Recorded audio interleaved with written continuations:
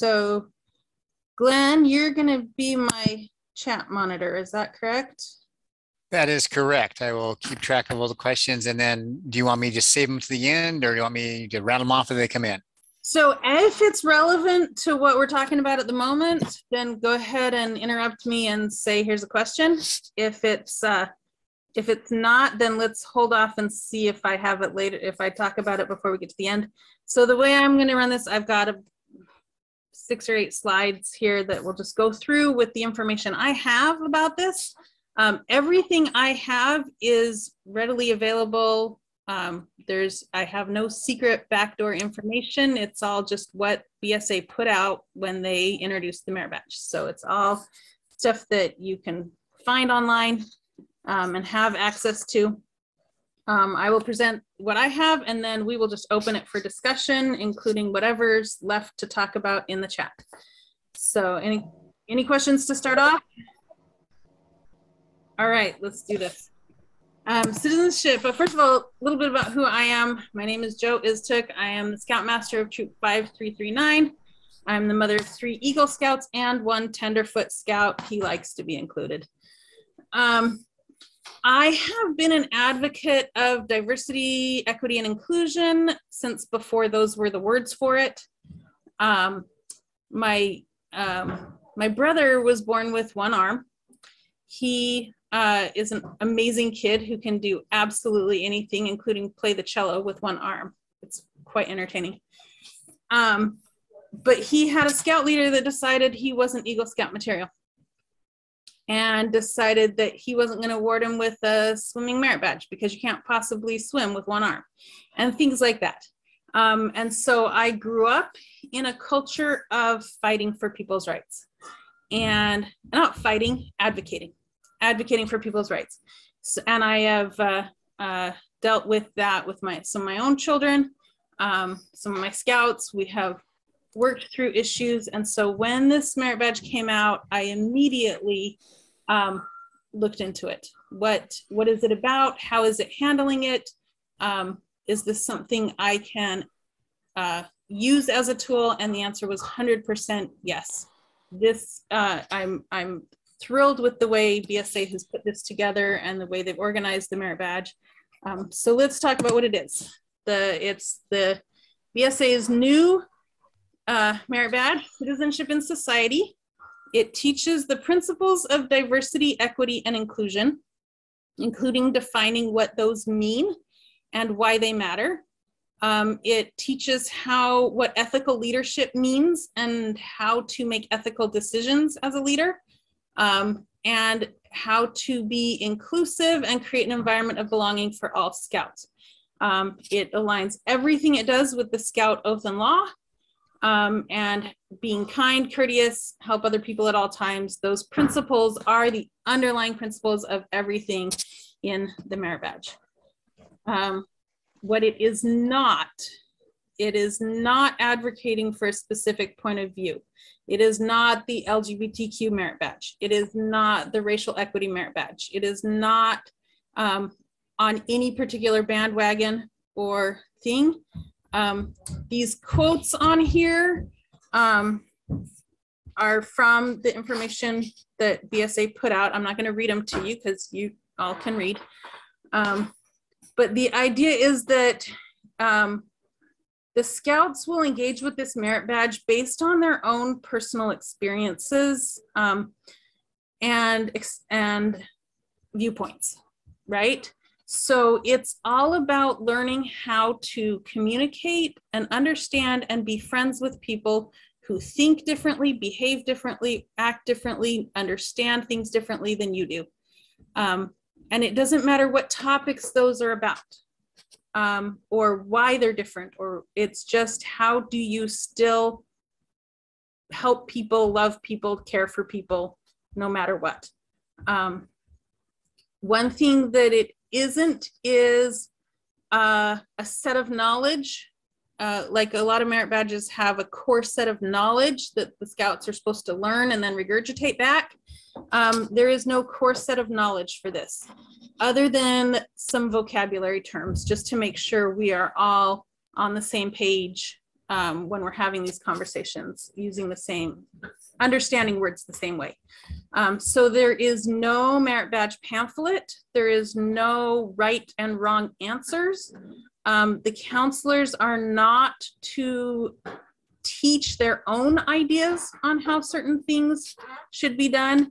It is about allowing the scouts to explore different concepts and ideas and then decide how they feel like it applies. Similar to the duty to God concept, where we just respect all beliefs, and each scout defines for themselves what duty to God means. So in this, all the scouts will define for themselves what it means to be inclusive. So how's that for being nice and vague for you? Let's go into some more detail of specifics. So here are some examples of some of the requirements. The first requirement, there are 11 requirements for the merit badge. The first requirement is the vocabulary requirement. So research the following terms, explain to your merit badge counselor how you feel they relate to the Scout, oath, and law. So again, everything you do is pulling it back to the oath and law. The terms that, and this requirement has to be done before all others, because when you're talking about all of these concepts, you have to have a common vocabulary. You have to all, when something says, how are you going to become an ethical leader? You need to have already defined what it means to be an ethical leader, right? So they need to define identities, diversity, equality, equity, which is different. Equality and equity, two different concepts. Inclusion, discrimination, ethical leadership, and upstander. So I will let you, like you would let the scouts, do your own research, figure out how you define those terms, and then you use that as the basis for your conversation. So when it says, how are you going to be an upstander? Well, what did they say it means to be an upstander, right? What is their understanding of being an upstander and how it relates to the Scout and law? And then you use that when they're answering all the other questions. Research and share examples of individuals that have demonstrated positive leadership and made ethical decisions. What decisions did they make? What would you have made the same decision? Those kind of conversations. There's scenarios. Discuss if you encountered these scenarios, what would you do? Talking with a youth or a scout that has a different background or a different identity from you. What are your shared experiences? What are, sometimes you have been excluded. Why were you excluded? Sharing experiences. And then towards the end, the requirements shift to what are you going to do with this knowledge? How are you going to support others with the knowledge you've now gained? Any questions about requirements?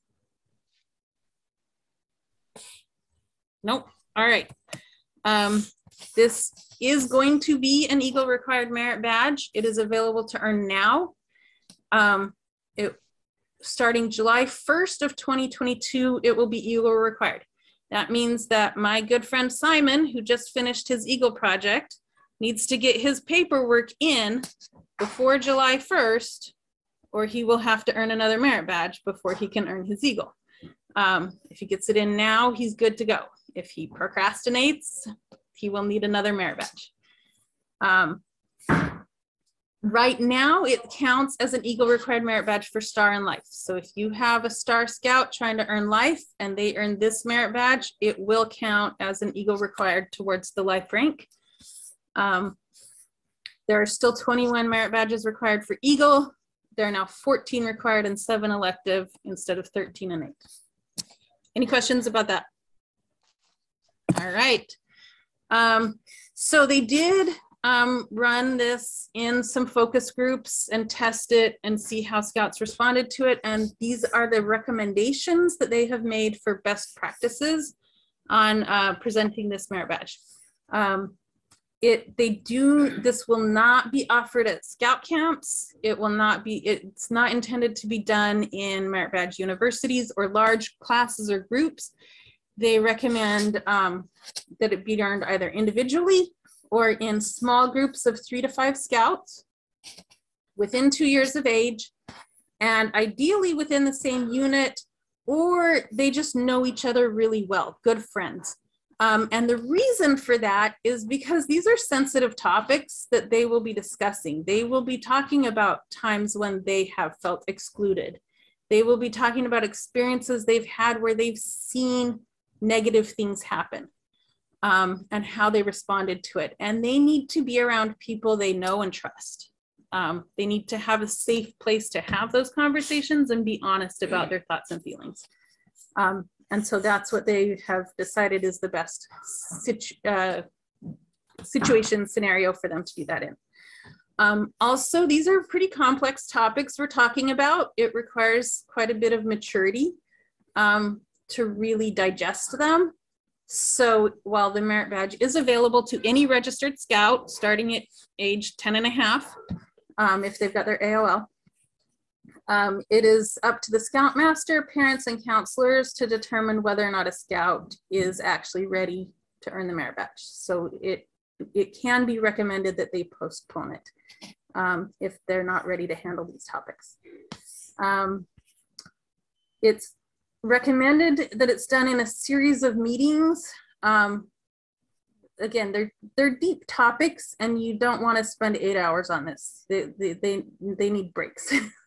So it would be, you work on a few requirements, give them some homework, they go home, research, come back with the information, discuss it openly, decide what they're going to research next, go home. So it's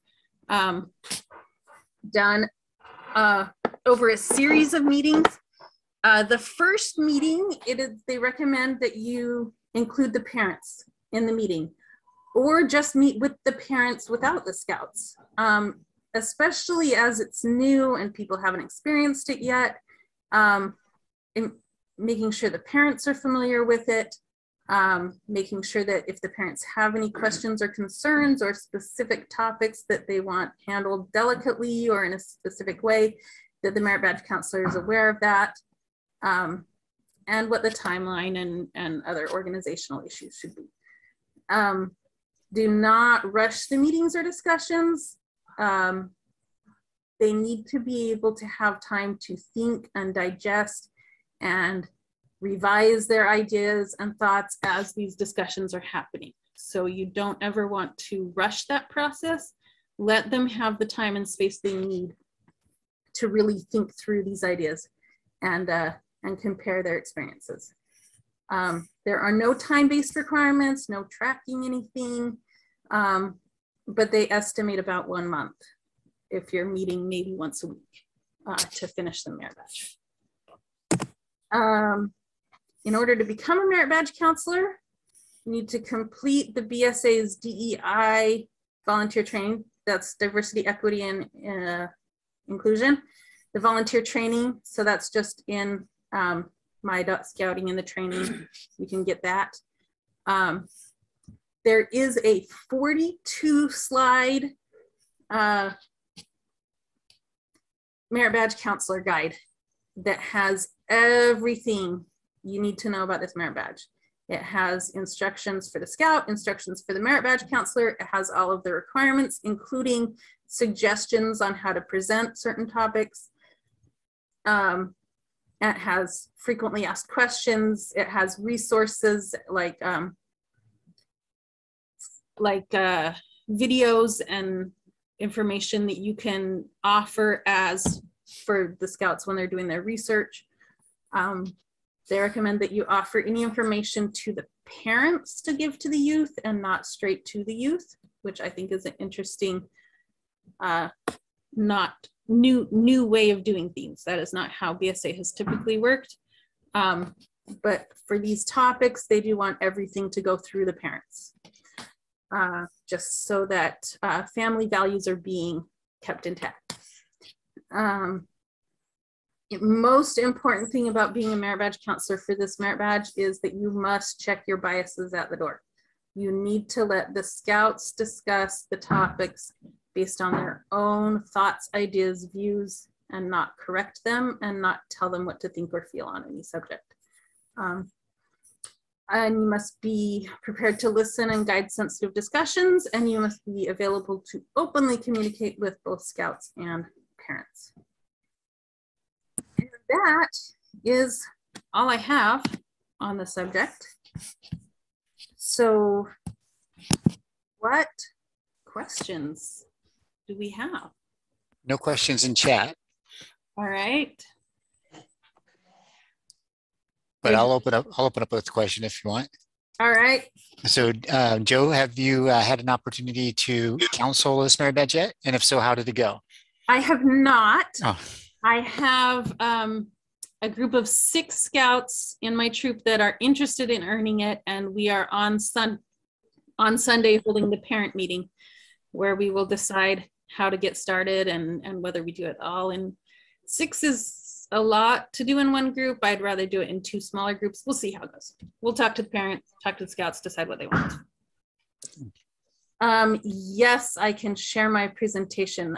What's the best way to do that? Probably just email it to Mike and let him send it out. Yeah, that's probably the right way, because I don't think you can. Yeah.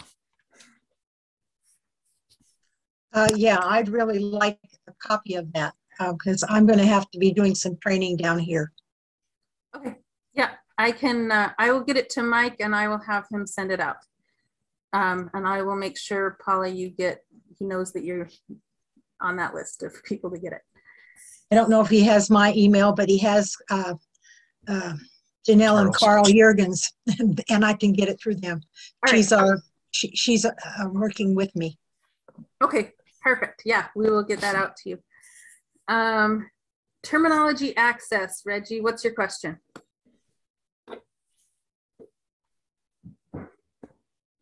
I think you're still muted. I can unmute myself. Okay, there. I wasn't sure about that. Can you hear me? Yep. What's up? Well, I just wanted to make in the first thing, it goes over all the terminologies. Does that explanation of how to do it give a simple definitions? Because I know that some of these I may not even be really clear on how to express it to right. Yes. So yes, the Merit Badge Counselor Guide does have definitions for all of those terms. And also when you do the DEI training, most of those terms are defined there also. Okay, so that's a special training outside of the regular Merit Badge Counselor training specifically for this. Specifically for DEI, yeah. And right now you don't even have to hunt for it because when you open My Dot Scouting, it's right there in the middle. In front of you. Great. Yeah. Yeah, and it takes about half an hour to do. It's pretty basic. It's got some great information. It's got some great quotes.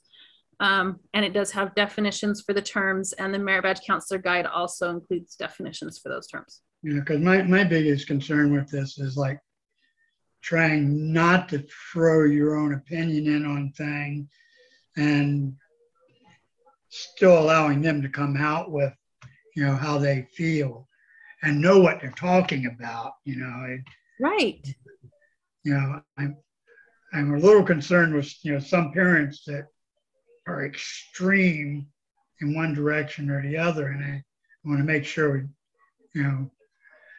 I understand this is mainly just to get them to look at it internally and figure out, how they feel about it without you throwing your, but that's the way scouting, you're not supposed to be telling people how to think in scouting anyway.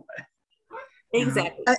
Jo, I want to thank you for mentioning the connection between that and the religious knots, because we walk that fine line there too. Each family has their own beliefs and we are not supposed to walk on them. Right, exactly. And this is going to be very much the same way, that you let them define what's an ethical decision. Well, that depends on your ethical viewpoint, right? Like, what do you consider ethical? And you have to let them discover this within their own worldview. My younger son, when he was a program director at Butte Creek, was they made him the chaplain. And he was not a very religious person, but he knew the concept of getting the non-denominational thing out there. People thought that he was, I mean, because he read he read the Bible, he read the Muslim books and the Jewish books and stuff. So that when somebody decided to give him an argument based on religion, he said, "Well, have you read the book?" Because he was getting stuff that he knew was not in it. Yeah, that makes sense. I think that's a problem we have sometimes with people not being inclusive.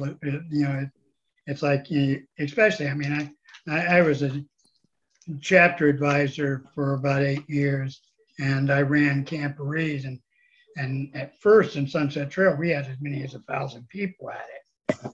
And you really didn't want to give your presentation just being Christian or anything else. You need that Right. non-denominational thing is really important, I think. Yeah, exactly. Everyone's and that's the whole point of the merit badge, right? Is to help people realize that people can think and feel and believe whatever you want, and the Scout Oath and Law still applies. You're still kind, you're still courteous, you're still help other people at all times. You still, all of that still. The other guy's not evil because he doesn't believe exactly what you believe. Exactly. And I have a question. This is Diane. In the training for the merit badge counselors, do they provide any sort of guidance or structure on things like ground rules when you're in a group discussion? And, I'm just thinking of the scenario where you have, we're encouraging free speech here, and you do potentially have the opportunity to have conflicting viewpoints. Whoops, you there? Yep, I'm here. I'm going to share my screen. Okay. Because what I'm going to show you, if I can get it to do it.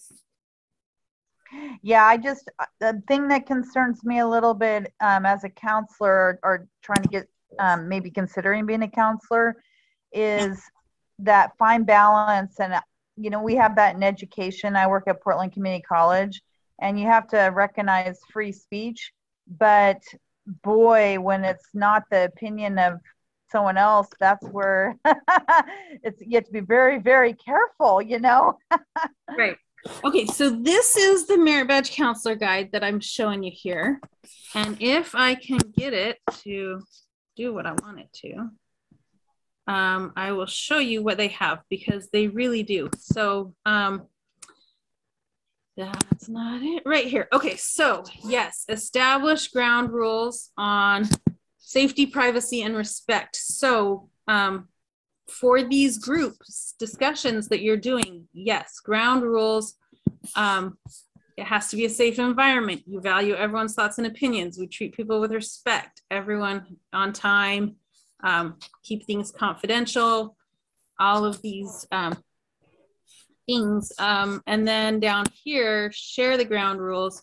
So, when you're starting these meetings, you need to make sure everybody's on the same page of we're all engaged, we're all here, we're listening to learn, not to respond, we're being sincere and authentic, and we're not judging each other.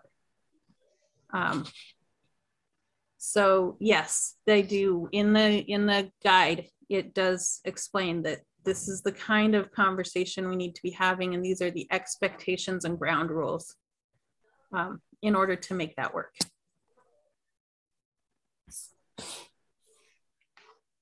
That makes me feel a little more comfortable, because all I found was the thing with the requirements and the brief little paragraphs, and it was like, oh, I hope that's not all we have to work with. No, this is 42 pages, and I'll just I see that. That's good. Yeah, and you can see. So here's with the requirements here. So it says the definitions. So here's the definitions, and it does define each of the terms here. with Okay, them, very hey, good. here's something you can show them to help explain this a little better, or here's some examples of things that you could use there. So the red is not part of the official requirements, it's recommendations for the merit badge counselors. So here, you know, list 3 examples of ethical decisions you might have to make, and it gives some examples of ethical decisions they might be making in Scouts. Or here, some helpful hints. You know, they identify things, maybe they can act it out. Maybe it'll help them figure out what they would do if they're actually physically doing it. You know, things like that. So yeah, it's got the requirements themselves, but then it's also got these hints and examples and suggestions on how to present it.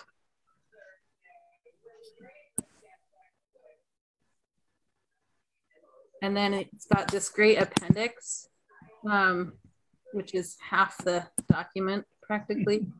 That's got a video you can watch, one that's for general information. That one, the general information video is the one that's on the CPC BSA page where it talks about the requirements, but then there's a specific one for merit badge counselors. It's just more information about what the merit badge is and why it's there. And then it's got these frequently asked questions. So, and these are going to be great when talking to parents.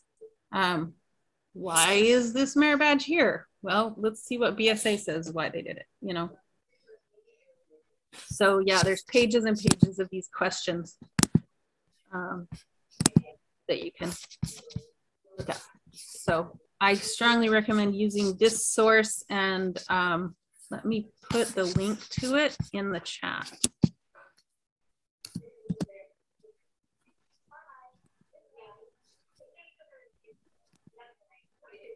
That is the merit badge counselor guide in the chat.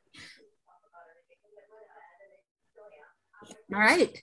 Any other questions? Any other thoughts? Any other? Anybody else looking at it? And I really appreciate you doing this, because I saw it come up and I tried to find out stuff, and it just it seems so vague to me. And I've seen stuff come from council that was like, you know, I do the project approvals, and as they went along, things got vaguer and vaguer. You know, you may suggest that they do this. Right. Then the next edition said, you can strongly suggest. You know, this was about doing the project plan after the proposal. Right, right. You couldn't require it. You could suggest it. Then they upped the thing as the new things came out. You know, but yeah, and that's true. I mean, like initially when it all came out, it was so vague, and I was like, "Are you kidding me? Like, what is this?" But yeah, once you dig into that merit badge counselor guide, it makes a lot more sense, and you can actually wrap your brain around, you know, step by step how to do it. So yeah. Good to see. Yeah. And one late question there for you. Yes, the DEI volunteer training link. Let me grab that.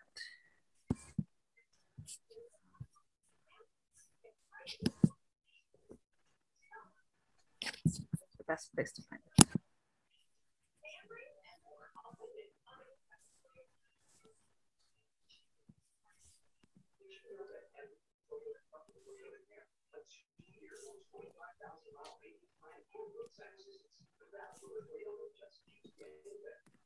There's the training link.